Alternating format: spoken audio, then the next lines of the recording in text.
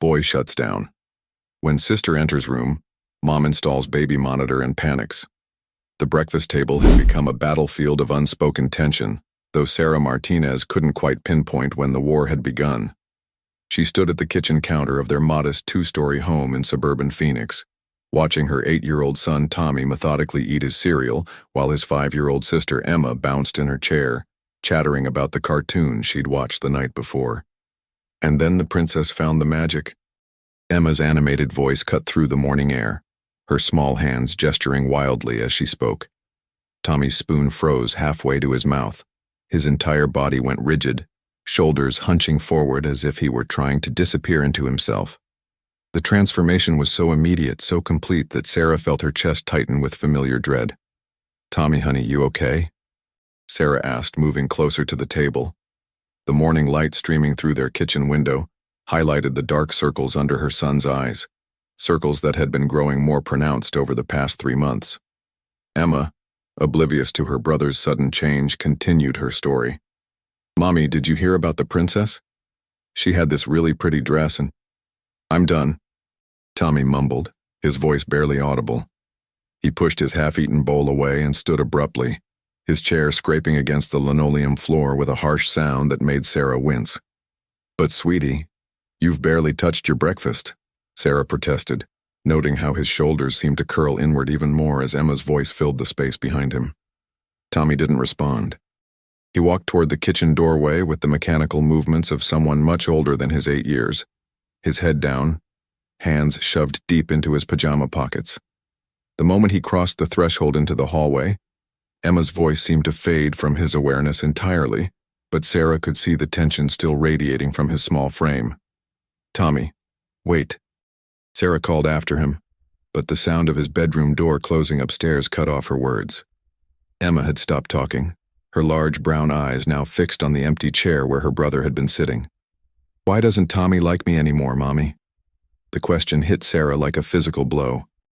She knelt beside Emma's chair, smoothing down her daughter's unruly curls, the same chocolate brown as Tommy's, inherited from their father who had walked out when Emma was barely 2 years old. "Oh, baby, Tommy loves you very much," Sarah said, though the words felt hollow in her mouth. "He's just going through a difficult time right now. But he always leaves when I talk," Emma said, her bottom lip trembling. "Did I do something bad?" Sarah pulled her daughter into a tight embrace, breathing in the scent of strawberry shampoo and that indefinable sweetness that seemed to cling to young children. "No, sweetheart. You didn't do anything wrong. Not anything at all." But even as she spoke the words, Sarah felt the familiar knot of anxiety tightening in her stomach. The truth was she didn't know what was happening to her son, and that uncertainty was slowly consuming her from the inside out. The behavior had started gradually. At first, Sarah had attributed it to normal sibling rivalry. Tommy had been an only child for 3 years before Emma arrived, and the adjustment period had been challenging for all of them. But this went beyond typical jealousy or attention-seeking behavior. This was something deeper, something that made her maternal instincts scream that something was fundamentally wrong. After getting Emma settled with her coloring books in the living room, Sarah climbed the stairs to Tommy's room. She knocked softly on his door, the sound echoing in the quiet hallway lined with family photos that now seemed to mock her with their images of happier times. "Tommy, can I come in?" Silence. "Honey, I know you're upset, but we need to talk." More silence, so complete that Sarah wondered if he was even still in the room. She tested the doorknob, locked. When had Tommy learned to lock his door? The realization that she didn't know sent another wave of unease through her. "Tommy, please open the door." Finally, she heard movement, the soft padding of bare feet across carpet, the click of the lock disengaging. The door opened just a crack, revealing one of Tommy's dark eyes peering out at her. "I'm not hungry anymore," he said, his voice flat and emotionless. "This isn't about breakfast, sweetheart." Sarah pushed the door open gently and Tommy stepped back to allow her entry. His room, usually a chaotic explosion of toys, books, and art supplies, was now unnaturally tidy. Everything had been put away with almost military precision, creating an atmosphere that felt more like a museum display than a child's bedroom. Tommy sat on the edge of his perfectly made bed, his hands folded in his lap, staring at the floor. Sarah settled beside him, close enough to offer comfort, but not so close as to make him feel trapped. She'd learned to read his body language over these past months, learning the subtle signs that indicated when he was about to shut down completely. "Talk to me, baby. What's going on? Why do you get so upset when Emma's around?" Tommy's jaw tightened, a muscle jumping beneath his pale skin. For a moment, Sarah thought he might actually answer her. Instead, he shrugged, a gesture that somehow conveyed both helplessness and resignation. "She's loud," he finally said, though his tone suggested this wasn't the real answer. "She's 5, Tommy. 5-year-olds are supposed to be loud and excited about things. You were the same way when you were her age." "I don't remember being 5. The statement was delivered with such finality that Sarah felt a chill run down her spine. There was something in his voice, a weight that no 8-year-old should carry. "Tommy, has Emma done something to hurt your feelings? Something specific?" He looked up at her then, and Sarah was struck by how old his eyes looked. They were the same dark brown as her own, but there was something in them that made her think of deep water, murky and hiding secrets. "She doesn't do anything," he said, and there was a note of frustration in his voice now. "She just is." "What do you mean?" But Tommy had already retreated back into himself, his gaze returning to the floor. Sarah sat there for several more minutes, hoping he might say something else, but the silence stretched between them like a chasm she couldn't bridge. Downstairs, she could hear Emma singing to herself, a happy, tuneless melody that drifted up through the floorboards. It was the sound of a normal, carefree child, and it made the contrast with Tommy's behavior even more stark. "I love you, Tommy," Sarah said finally, placing a gentle hand on his shoulder. "Whatever's happening, whatever's bothering you, we can work through it together. But you have to talk to me." Tommy nodded, but it was the kind of nod that meant he'd heard her rather than agreed with her. Sarah kissed the top of his head and left him there, sitting on his bed like a small sentinel guarding secrets she couldn't begin to fathom. The rest of the morning passed in relative quiet. Emma played contentedly in the living room while Sarah tried to focus on work emails, but her concentration kept drifting to the ceiling above, where she could hear Tommy moving around in his room. The sounds were methodical, drawers opening and closing, items being moved around. It was the kind of purposeful activity that might have been reassuring from another child, but from Tommy, it only added to her growing sense of unease. Around noon, she heard his footsteps on the stairs. He appeared in the living room doorway, fully dressed in jeans and a long-sleeved shirt despite the Arizona heat that was already making the house warm. "I'm going to read in the backyard," he announced, holding up a book. "That sounds nice, honey. Do you want me to make you a sandwich? I'm not hungry." Sarah watched him through the sliding glass door as he settled under the old mesquite tree in the far corner of their yard. He opened his book, but she could see that he wasn't really reading. Instead, he was watching the house, specifically the windows that looked out from Emma's room on the second floor. Emma noticed him too. She pressed her face against the living room window, fogging the glass with her breath as she peered out at her brother. "Can I go play with Tommy?" she asked. "Maybe later, sweetheart. He wants some quiet time right now." Emma's face fell, but she didn't argue. She returned to her coloring, but Sarah noticed that she kept glancing toward the window, her small face creased with confusion and hurt. The afternoon wore on with this strange choreography. Tommy in the yard, constantly aware of Emma's presence in the house. Emma inside, constantly aware of Tommy's deliberate distance. Sarah felt like she was watching a performance she didn't understand, with rules and motivations that remained stubbornly opaque. It was while she was preparing dinner that the most disturbing incident of the day occurred. Emma had been helping her wash vegetables, standing on a step stool at the kitchen sink and chattering about her day.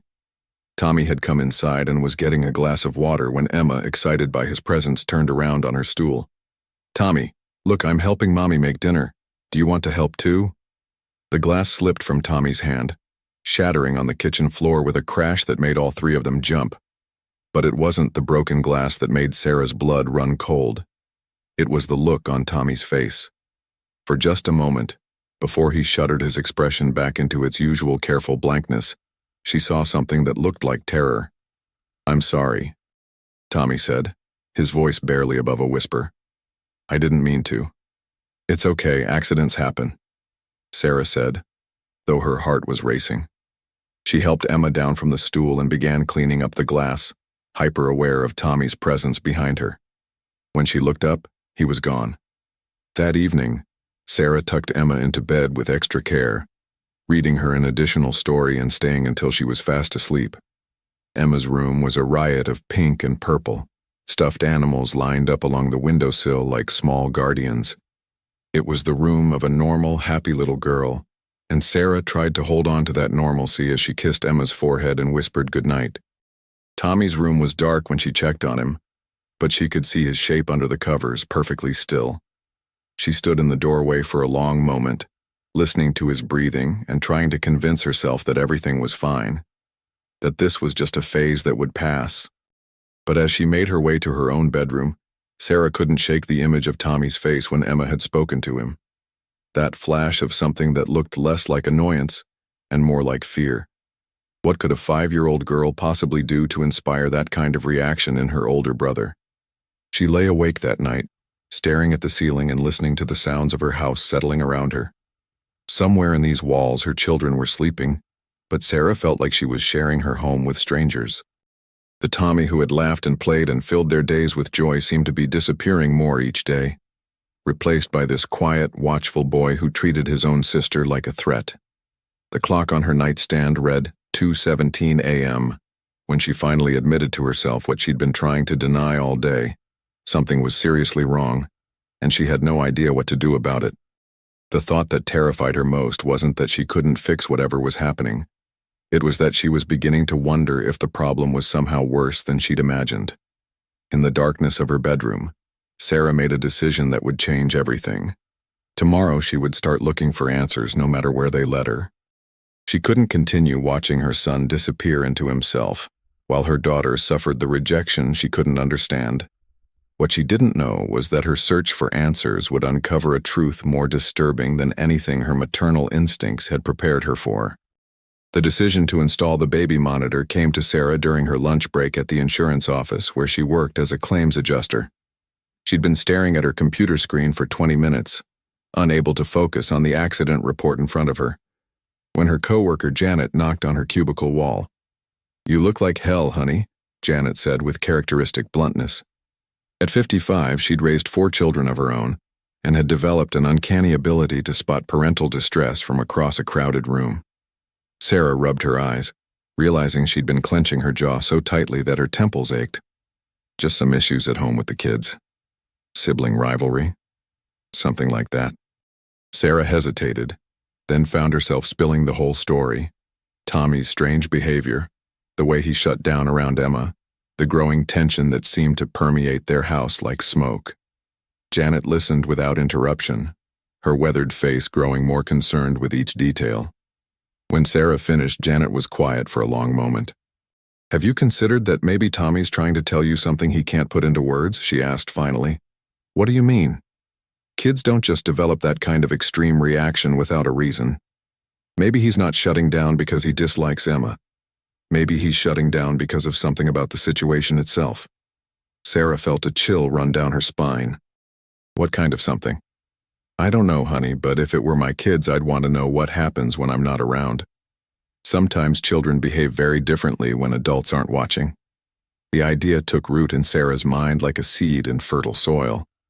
By the time she left work that evening, she'd already decided what she needed to do.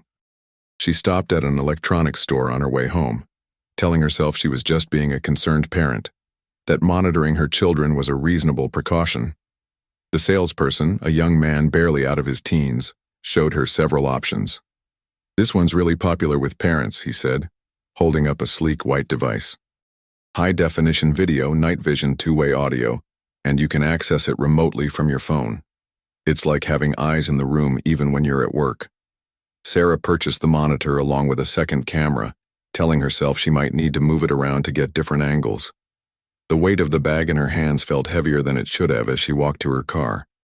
That evening, she waited until both children were asleep before installing the primary camera in Emma's room. She positioned it on top of the bookshelf, angled to capture most of the room while remaining relatively inconspicuous among Emma's stuffed animals. The second camera she kept in her bedroom, still in its box, insurance against she wasn't sure what. The next morning brought no changes to their routine. Tommy still went rigid when Emma entered the kitchen, still left his breakfast half-eaten when his sister's chatter became too much to bear. But now Sarah found herself watching him differently, looking for clues she might have missed before. "I have to run some errands after work today," she told them as she gathered her purse and keys. "Mrs. Henderson next door will check on you when you get home from school, but you know the rules. Tommy, you're in charge until I get back." Tommy nodded solemnly, accepting the responsibility with the gravity of someone much older. Emma bounced excitedly at the prospect of having her big brother all to herself, and Sarah felt the familiar pang of anxiety watching her daughter's hopeful expression. At work, Sarah found herself checking the monitor app on her phone obsessively. The camera showed Emma's empty room during school hours, afternoon sunlight streaming through the windows and illuminating dust motes that danced in the air like tiny spirits. At 3:47 p.m., Emma burst into her room, still wearing her backpack and chattering to herself about something that had happened at school. She dumped her bag on the floor and immediately began rearranging her stuffed animals, giving each of them detailed updates about her day. Sarah smiled despite her anxiety. Emma's natural exuberance was infectious, even through a phone screen. Tommy appeared in the doorway a few minutes later, and Sarah's attention sharpened. Through the monitor, she watched her son stand perfectly still in the threshold, not entering Emma's room but not leaving either. His posture was tense, alert, like an animal sensing danger. Emma noticed him immediately. "Tommy, come see what I learned in art class today." She held up a painting covered in bright abstract swirls of color. Tommy's reaction was immediate and disturbing. He stepped backward as if Emma had thrown something at him, his hands coming up in a defensive gesture that made Sarah's heart clench. But instead of leaving, as he usually did, he remained in the doorway, watching Emma with an intensity that made Sarah deeply uncomfortable. "It's a butterfly garden," Emma continued, oblivious to her brother's strange behavior. "Mrs. Peterson said it was really creative. Do you want to help me hang it on my wall?" "No," Tommy said, his voice flat and emotionless. But he didn't leave. Emma's face fell slightly, but she recovered quickly with the resilience of a 5-year-old. She turned back to her painting, chattering about where she wanted to hang it, how she might make another one tomorrow, whether butterflies really lived in gardens or just visited them. Sarah watched Tommy watch Emma, and something about the scene made her skin crawl. There was something predatory about his stillness, something that reminded her of nature documentaries where hunters remained motionless while stalking their prey. The thought was ridiculous. Tommy was 8 years old and Emma was his little sister, but she couldn't shake the feeling that she was witnessing something fundamentally wrong. The interaction lasted nearly 10 minutes, with Emma playing and talking while Tommy stood frozen in the doorway. Finally, he turned and walked away without a word, leaving Emma to continue her monologue to an empty room. Sarah stared at her phone screen long after both children had disappeared from view. The rational part of her mind insisted she was overreacting, that Tommy's behavior, while concerning, was probably just a manifestation of anxiety or depression. Children went through difficult phases. This too would pass. But the maternal instinct that had been screaming warnings for months was now howling at full volume. She left work early, using a family emergency as an excuse, and arrived home to find the house quiet. Tommy was in his room with the door closed, and Emma was in the living room watching cartoons. Everything appeared normal on the surface, but Sarah felt like she was walking through a house made of glass, where everything was fragile and one wrong move could shatter the illusion of normalcy. "How was school today?" she asked Emma, settling beside her on the couch. "Good. I showed Tommy my butterfly painting, but he didn't want to help me hang it up." Emma's tone was matter-of-fact, but Sarah caught the underlying hurt. "What did Tommy do while you were showing him your painting?" Emma shrugged, her attention already drifting back to the cartoon. "He just stood there watching me. He watches me a lot now." The casual way Emma delivered this information made Sarah's blood run cold. "What do you mean he watches you a lot? Like when I'm playing in my room or brushing my teeth or stuff? He stands in the doorway and watches. Sometimes when I'm sleeping too." Sarah felt the world tilt slightly off its axis. Tommy watches you when you're sleeping? Uh-huh. Sometimes I wake up and he's just standing there looking at me. I ask him what he wants, but he never says anything. He just goes away. The cartoon continued playing, bright colors and cheerful music filling the living room, but Sarah could no longer focus on anything except the implications of what her daughter had just told her. She forced herself to keep her voice calm and casual. When did Tommy start doing this, sweetheart? Emma considered the question with the seriousness she applied to all adult inquiries. I think after Christmas. He used to come in my room to play sometimes, but now he just watches. Christmas had been 4 months ago. 4 months of Tommy standing in doorways, watching his little sister with an intensity that Emma had simply accepted as normal because she didn't know any better. 4 months of behavior that Sarah had completely missed because it happened when she wasn't there to see it. That night, after tucking both children into bed, Sarah sat in her own room with her phone, the monitor app open and showing Emma's darkened bedroom. Emma was a sound sleeper, and within minutes her breathing had deepened into the steady rhythm of childhood slumber. Sarah waited, though she wasn't sure what she was waiting for. The rational part of her mind insisted that Emma had probably imagined or exaggerated Tommy's nighttime visits. Children often confused dreams with reality, especially when they were processing complex emotions about sibling relationships. At 11:23 p.m., a shadow moved across the monitor screen. Sarah's heart began to pound as she watched Tommy's small figure materialize in Emma's doorway. He was dressed in his pajamas, barefoot, moving with the careful silence of someone who didn't want to be detected. He stood perfectly still in the threshold, just as Emma had described, watching his sleeping sister with an intensity that made Sarah's hands shake. Minutes passed. Tommy didn't move, didn't speak, didn't approach Emma's bed. He simply stood there, a small sentinel in the darkness, watching Emma sleep with a focus that seemed far beyond his 8 years. Sarah wanted to run down the hall, to confront him, to demand an explanation for this disturbing behavior. But something held her back, a growing certainty that if she interrupted this scene, she might never understand what was really happening in her house. After 23 minutes, Tommy turned and disappeared as silently as he had arrived. Sarah stared at the empty doorway on her screen, her mind racing with questions she was afraid to answer. The next day passed in a haze of normalcy that felt increasingly surreal.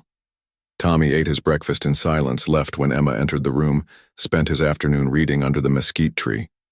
Emma chattered and played and seemed oblivious to the undercurrents of tension that were making Sarah feel like she was drowning. But now Sarah knew what to look for, and the signs were everywhere. The way Tommy positioned himself in any room to have a clear view of Emma, the way his eyes tracked her movements even when he pretended to be focused on something else, the way he always seemed to know exactly where she was in the house, even when they were supposedly in separate rooms. He wasn't avoiding Emma, he was watching her, constantly. That evening Sarah made an excuse to go upstairs early, claiming she had work emails to catch up on. Instead, she sat in her bedroom with the monitor app open, waiting for the nightly visit she now knew would come. Tommy appeared in Emma's doorway at 11:47 p.m., 24 minutes later than the previous night. This time, instead of simply standing still, he took a step into the room. Then another. Sarah watched in horrified fascination as her 8-year-old son moved slowly across his sister's bedroom, his bare feet silent on the carpet. He stopped beside Emma's bed, close enough to touch her. Emma lay on her side, one small hand tucked under her cheek, completely vulnerable in sleep. Tommy stood there for a long moment, looking down at her, and even through the grainy night vision of the camera, Sarah could see something in his posture that made her stomach turn. He raised his hand, extending it toward Emma's face. Sarah's finger hovered over her phone screen, ready to call out through the two-way audio feature, but something made her wait.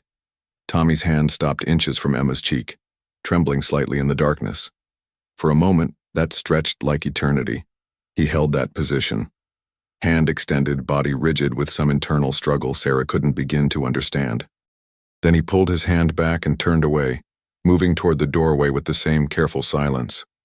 But instead of leaving immediately, he stopped in the threshold and looked back at Emma's sleeping form.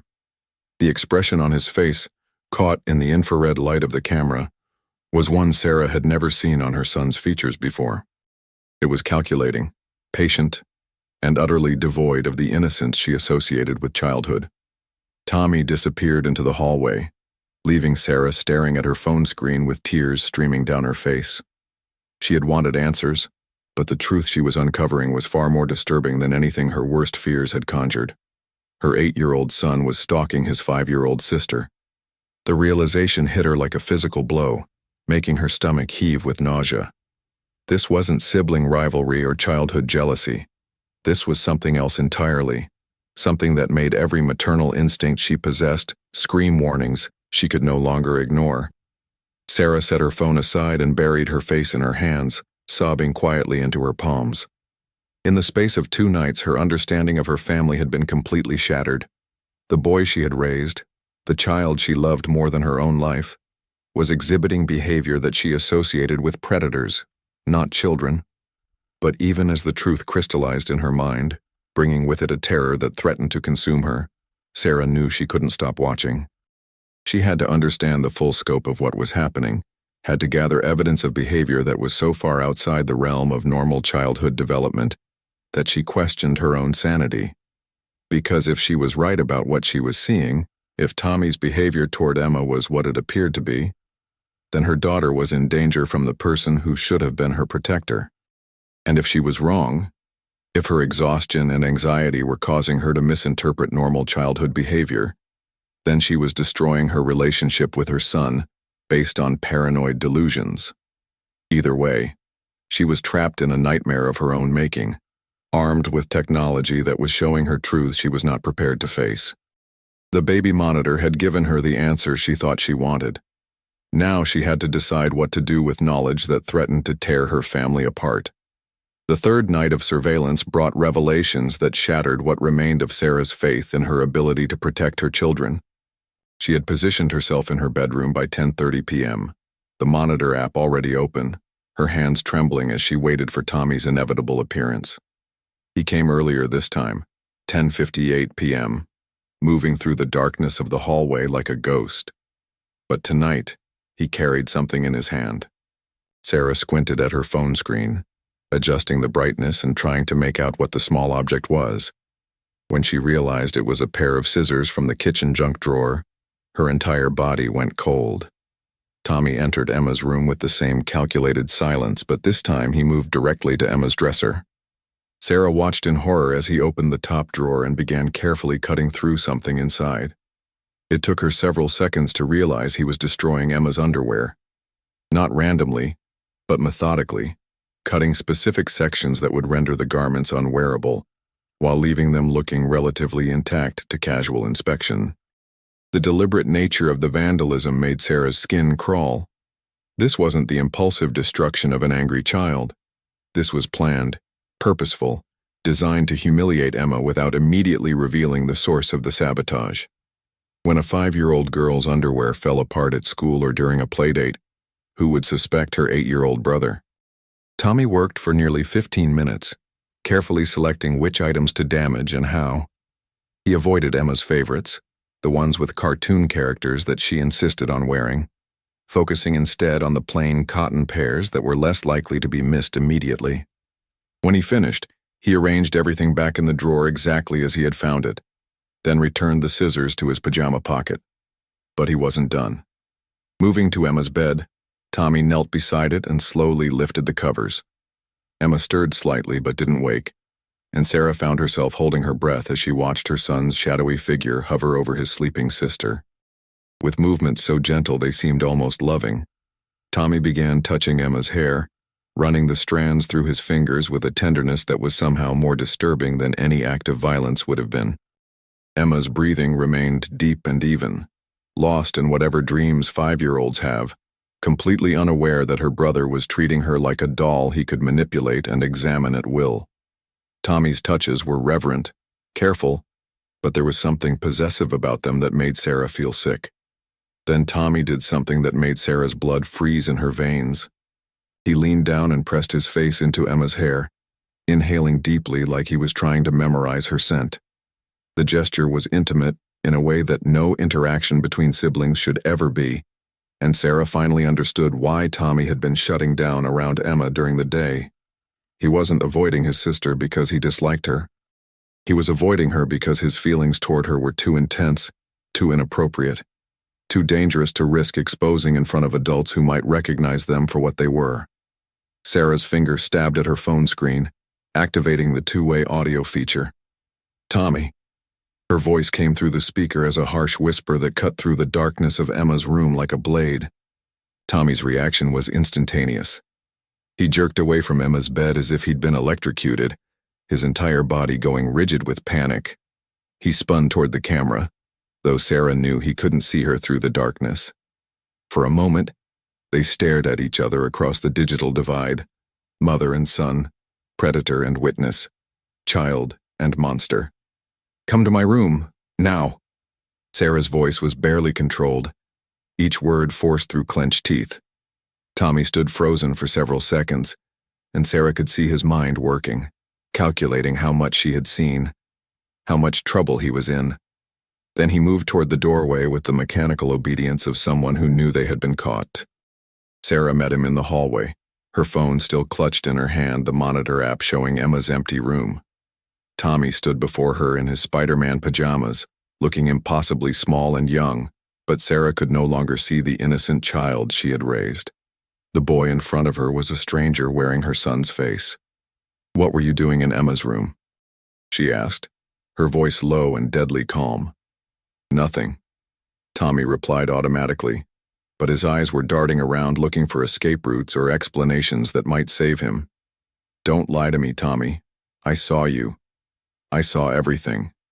Something shifted in Tommy's expression then, a subtle change that made him look older, more calculating. The mask of childhood innocence slipped just enough for Sarah to see what was underneath, and what she saw there made her take an involuntary step backward. "You were watching me," he said, and there was an accusation in his voice that somehow made Sarah feel like she was the one who had done something wrong. "You were in your sister's room at midnight. You were touching her while she slept. You destroyed her clothes." Sarah's hands were shaking now, rage and terror warring for dominance in her chest. "What is wrong with you?" Tommy's face went completely blank, retreating behind the same emotionless mask he'd been wearing for months. "I don't know what you mean." "The scissors, Tommy. I saw you cut up Emma's underwear. I saw you touching her hair. I saw you—" Sarah couldn't finish the sentence, couldn't give voice to the horrible understanding that was crystallizing in her mind. "I was just checking on her," Tommy said, his voice taking on the sing-song quality children use when reciting a prepared explanation. "I wanted to make sure she was okay." "For over an hour? You stood in her doorway for over an hour last night, just checking on her?" A flicker of surprise crossed Tommy's features, and Sarah realized he hadn't known she'd been watching him for multiple nights. The knowledge seemed to shake something loose in him, and for a moment, she glimpsed real fear in his eyes. "You don't understand," he said, and now his voice was small and desperate, more like the 8-year-old he was supposed to be. "I have to watch her. I have to make sure she's safe." "Safe from what?" Tommy's mouth opened and closed several times like a fish gasping for air. Finally, he said, "From me." The words hung in the hallway between them, terrible in their honesty.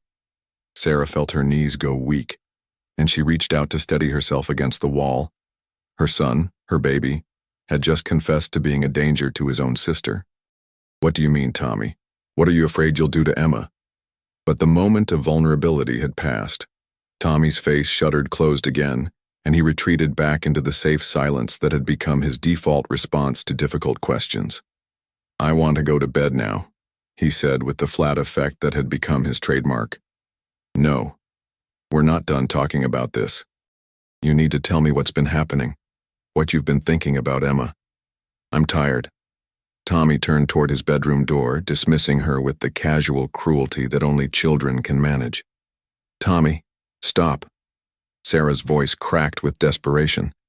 "Please, baby, help me understand what's going on with you. I can't help you if you don't talk to me." Tommy paused in his doorway, his back to her. For a moment, Sarah thought he might turn around, might finally give her the answer she needed. Instead, he said, "You can't help me anyway. Nobody can." Then he disappeared into his room, and Sarah heard the soft click of his lock engaging. She stood alone in the hallway, surrounded by family photos that now seemed like evidence of a life that had never really existed. The house was quiet around her, both of her children presumably asleep, but Sarah felt like she was standing in the ruins of everything she had built.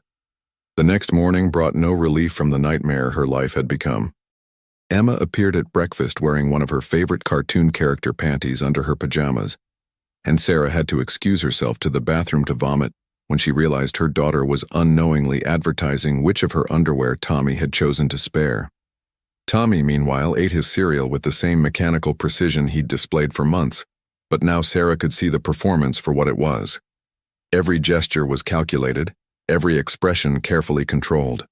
He was playing the role of a normal child while something else entirely lived behind his eyes. "Mommy, are you sick?" Emma asked when Sarah returned to the kitchen, her small face creased with concern. "Just a little tired, baby." Sarah forced a smile, acutely aware of Tommy's attention sharpening at the exchange. Even his concern for her was being filtered through whatever twisted lens he now viewed the world through. Sarah called in sick to work, claiming a family emergency that wasn't entirely untrue.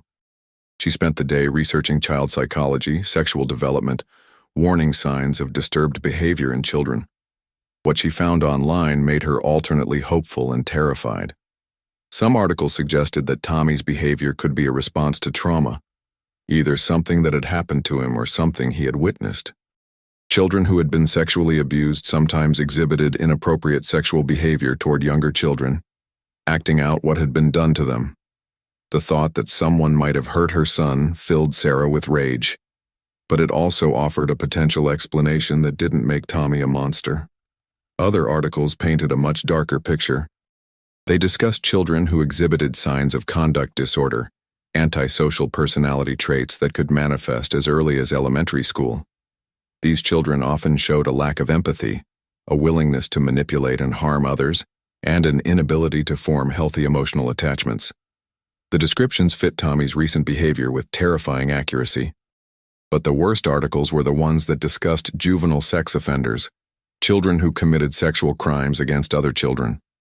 The statistics were horrifying. Many adult sex offenders began exhibiting problematic sexual behavior before the age of 12. Most targeted children they had easy access to, often siblings or family members. The pattern of stalking, the inappropriate touching, the deliberate sabotage designed to humiliate the victim. Everything Tommy had been doing fit the profile with sickening precision. Sarah's phone rang while she was reading an article about sibling sexual abuse, and she nearly dropped the device in her haste to answer it. The caller ID showed her sister Maria's number, and Sarah felt a wave of relief at the prospect of talking to another adult. "Hey sis, how's everything going?" Maria's cheerful voice felt like a lifeline in Sarah's sea of horror. "Maria, I need to ask you something, and I need you to be completely honest with me." Something in Sarah's tone must have alerted Maria to the seriousness of the conversation. "Okay, what's wrong? When you were babysitting the kids last month, did you notice anything strange about Tommy's behavior? Anything that seemed off or inappropriate?" There was a long pause before Maria answered. "Actually, yes. I wasn't sure if I should mention it because it seemed so minor, but Tommy was acting really weird around Emma." Sarah's heart began to pound. "Weird how?" "He kept following her around the house, but not in a normal big brother way. It was like he was studying her, you know? And when I told them it was time for Emma's bath, Tommy volunteered to help her. When I said no, that I would handle it, he got really upset. Like more upset than the situation warranted." Sarah felt the world spinning around her. Did he say why he wanted to help with her bath? He said Emma liked it when he helped her wash her hair, that it was something they always did together. But when I asked Emma about it, she looked confused. She said Tommy never helped with her baths, that he usually stayed far away from the bathroom when she was getting ready for bed.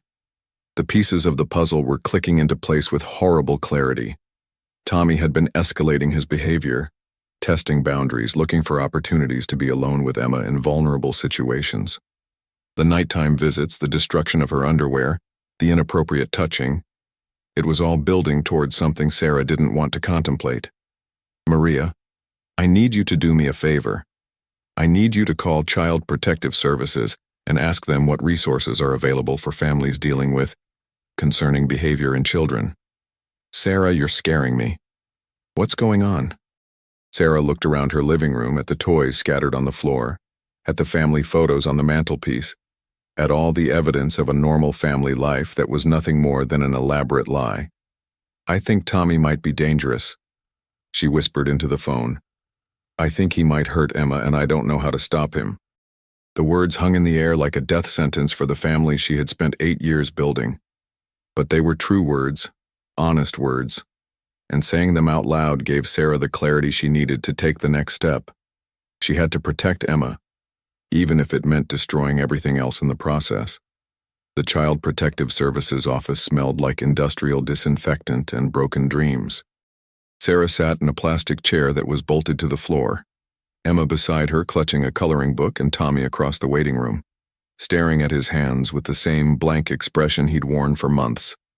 The social worker had insisted on seeing the whole family together, despite Sarah's attempts to explain why that might not be safe. It had been 3 days since her conversation with Maria, 3 days of living in a house that felt like a powder keg waiting to explode. Sarah hadn't slept more than an hour at a time, afraid to leave Emma unmonitored even for a moment. She'd moved a sleeping bag into Emma's room, claiming she wanted to spend more time with her daughter. But the real reason was that she could no longer trust Tommy to be in the same house as his sister without supervision. Tommy knew something had changed. He watched Sarah with the same calculating intensity he'd previously reserved for Emma, and she could see him working through the implications of her constant presence, her refusal to leave the children alone together, her sudden hypervigilance about Emma's whereabouts. He was smart enough to know that his midnight visits had consequences beyond a single confrontation in the hallway. Martinez family. A woman in her 40s appeared in the doorway, clipboard in hand and wearing the kind of professional smile that didn't reach her eyes. I'm Ms. Rodriguez. Please come in. The office was designed to be non-threatening. Soft colors, children's artwork on the walls, a box of tissues strategically placed on every surface. Ms. Rodriguez gestured for them to sit in a circle of chairs that had clearly been arranged to facilitate family conversations. So, Mrs. Martinez, you called because you have concerns about your son's behavior toward your daughter. Can you tell me more about what you've observed? Sarah glanced at Tommy, who was sitting perfectly still, his hands folded in his lap like a miniature adult. Emma was already coloring, oblivious to the gravity of the situation that was about to unfold around her. Tommy has been displaying some inappropriate behaviors toward Emma. Stalking behavior, destruction of her property, and Sarah struggled to find words that wouldn't traumatize Emma if she happened to be listening. Physical contact that concerns me, Ms. Rodriguez made notes on her clipboard, her expression professionally neutral. Can you be more specific about the physical contact? I installed a baby monitor in Emma's room because Tommy's behavior was escalating. I witnessed him entering her room at night, touching her while she slept, standing over her bed for extended periods. The touching was inappropriate for a brother. Tommy, is this accurate? Have you been going into Emma's room at night? For the first time since they'd entered the office, Tommy looked up. His dark eyes met Ms. Rodriguez's gaze with a steadiness that was unsettling in someone so young. I was protecting her, he said simply. Protecting her from what? Tommy's gaze shifted to Sarah, and she saw something in his expression that made her blood run cold. From bad dreams. Emma has bad dreams sometimes, and I make sure she's okay. It was a lie, delivered with such conviction that Sarah almost doubted her own memories of what she'd witnessed. This was what had been so disturbing about Tommy's behavior. His ability to manipulate situations, to present himself as the caring big brother while hiding the predatory reality underneath. Emma, do you have bad dreams that make Tommy come check on you? Ms. Rodriguez asked gently. Emma looked up from her coloring book, her crayon poised over a picture of butterflies. Sometimes I wake up and Tommy's in my room, but I don't have bad dreams. I have good dreams about unicorns and ice cream. How do you feel when you wake up and find Tommy in your room? Emma shrugged with 5-year-old indifference. It's okay, I guess. He never says anything, he just looks at me and then goes away. Ms. Rodriguez made more notes, and Sarah could see her trying to parse the difference between what the adults were saying and what the child was reporting. From Emma's perspective, Her brother's nighttime visits were simply part of the fabric of her life, neither particularly frightening nor comforting. Mrs. Martinez, you mentioned destruction of property. Can you elaborate? Sarah described finding Emma's underwear systematically damaged, the deliberate nature of the vandalism, the way Tommy had hidden his actions. As she spoke, she watched her son's face for any reaction, any sign of remorse or acknowledgement. There was nothing. Tommy, did you damage Emma's clothing? No, Tommy said without hesitation. I have video evidence, Sarah said quietly. From the baby monitor, I can show you exactly what he did. Something flickered across Tommy's face then, surprise maybe, or calculation. He hadn't known about the video evidence, and Sarah could see him recalibrating his strategy in real time. Ms. Rodriguez set down her clipboard and leaned forward slightly. Tommy, I want you to understand that this is a safe place where you can tell the truth. If you did something that you're worried about, we're here to help you, not to punish you. Sometimes people do things they don't mean to do, or things that confuse them. Can you think of anything like that? For a moment, Sarah thought Tommy might actually open up. His carefully controlled mask slipped just enough to reveal something vulnerable underneath, something that looked like the 8-year-old boy he was supposed to be. I don't want to hurt Emma, he said, and his voice was small and scared. But sometimes I think about it, sometimes I think about things I shouldn't think about. The admission hit the room like a physical force. Sarah felt her heart stop, then restart with a painful rhythm that made her chest ache. Emma continued coloring, either not understanding the significance of her brother's words or choosing to ignore them in the way children sometimes do when adult conversations become too heavy. What kind of things do you think about, Tommy? Ms. Rodriguez's voice was gentle but probing. Tommy looked at his hands again, and when he spoke, his words were barely audible. Bad things. Things that would make Emma cry. Things that would make Mommy hate me. Do you know why you think about these things? Because I'm broken, Tommy said with matter-of-fact resignation that broke Sarah's heart. Something's wrong with me and I can't fix it. Sarah found herself moving toward her son without conscious thought, maternal instinct overriding the fear and revulsion that had dominated her feelings for the past week. Tommy, baby, you're not broken. You're sick, maybe, but that's different from broken. Sick can be treated. Tommy looked up at her with eyes that seemed far too old for his face. What if it can't? What if I hurt Emma anyway? The question hung in the air like a sword over all their heads. Sarah realized that this was what Tommy had been trying to tell her all along. Not that he disliked Emma, but that he was afraid of what he might do to her. His withdrawal, his avoidance, his careful distance, it had all been an 8-year-old's attempt to protect his sister from himself. Ms. Rodriguez was writing furiously now, her professional composure cracking slightly as she processed the implications of what she was hearing. Tommy, have you ever actually hurt Emma? Have you touched her in ways that made her uncomfortable? I don't think so, Tommy said, but there was uncertainty in his voice. Sometimes I don't remember everything I do. Sometimes it's like watching someone else and I can't stop them. Sarah felt the last of her composure crumble.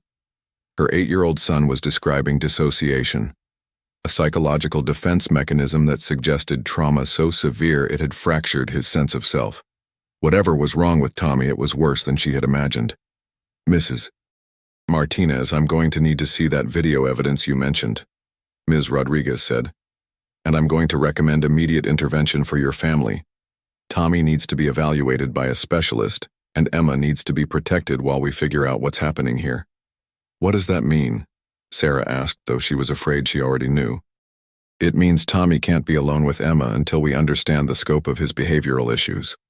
It means intensive therapy for both children, and probably for you as well. And it means that if Tommy's condition poses an ongoing threat to Emma's safety, we may need to consider alternative living arrangements. The words hit Sarah like physical blows. Alternative living arrangements meant foster care, meant splitting up her family, meant admitting that she had failed so completely as a mother that her own children couldn't safely live under the same roof. There has to be another way, Sarah said desperately. He's 8 years old. He's my baby. There has to be something we can do that doesn't involve taking him away from his family. Ms. Rodriguez's expression softened slightly. Mrs. Martinez, I can see how much you love both of your children. But sometimes love isn't enough to keep everyone safe. Tommy needs help that you can't provide at home, and Emma needs protection that you can't guarantee while Tommy is struggling with these impulses. Emma had stopped coloring and was looking back and forth between the adults, her small face creased with confusion and growing concern. Are you taking Tommy away? She asked in a small voice. The question shattered what remained of Sarah's composure. She pulled Emma into her lap, breathing in the familiar scent of strawberry shampoo and childhood innocence. Nobody's taking anybody away, baby. We're just talking about how to help Tommy feel better. But even as she spoke the words, Sarah knew they might be lies. The system that was supposed to help families was also designed to protect children, and if protecting Emma meant removing Tommy from their home, then that's what would happen, regardless of how it destroyed all of them in the process. Tommy was watching this exchange with an expression Sarah couldn't read. Finally, he spoke again, his voice steady and far too mature for his age. Maybe they should take me away, he said. Maybe that would be better for everyone. The resignation in his voice, the calm acceptance of a fate he saw as inevitable, broke something fundamental in Sarah's chest. Her son, her firstborn, her miracle baby who had made her a mother, was offering to sacrifice himself to protect his sister and preserve what remained of their family. No, Tommy. We're going to figure this out together. All of us. We're going to get you the help you need, and we're going to keep everyone safe, and we're going to stay together as a family. But even as she made the promise, Sarah wasn't sure she believed it. The truth was that their family, as they had known it, was already gone, destroyed by revelations that couldn't be taken back or forgotten. Whatever came next, therapy, medication, residential treatment, separation, would be built on the ashes of the life they had shared. Ms. Rodriguez was gathering her papers, preparing to set in motion a process that would change all their lives irreversibly. I'll need to file a report today, and someone will be in touch within 24 hours to discuss next steps. In the meantime, Tommy cannot be left alone with Emma under any circumstances, do you understand? Sarah nodded, pulling both children closer to her, trying to memorize the feeling of having them both safe in her arms.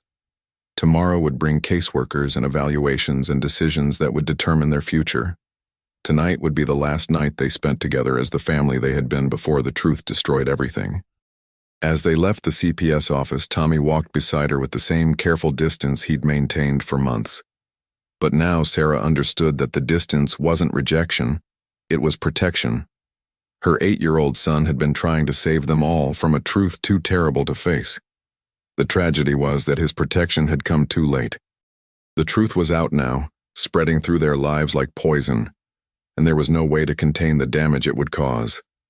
That night, Sarah lay in her sleeping bag on Emma's floor, listening to her daughter's peaceful breathing, while Tommy lay alone in his room across the hall.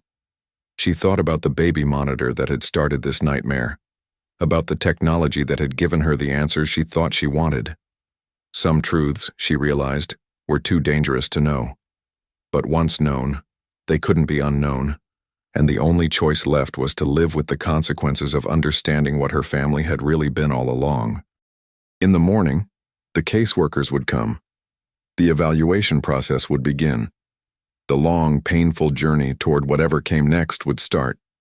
But tonight was the last night of before, and Sarah tried to hold on to it even as she felt it slipping away like water through her fingers.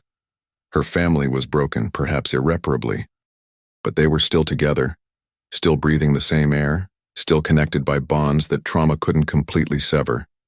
It would have to be enough to build on, because it was all they had left.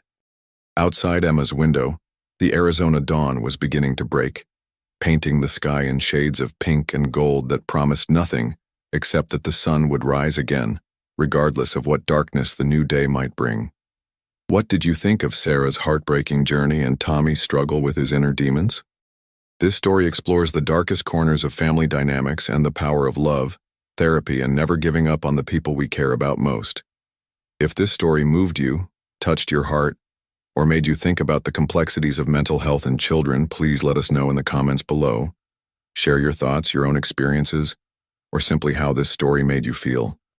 Don't forget to hit that like button if you found this story impactful, and subscribe to our channel for more deeply emotional stories that explore the real challenges families face every day.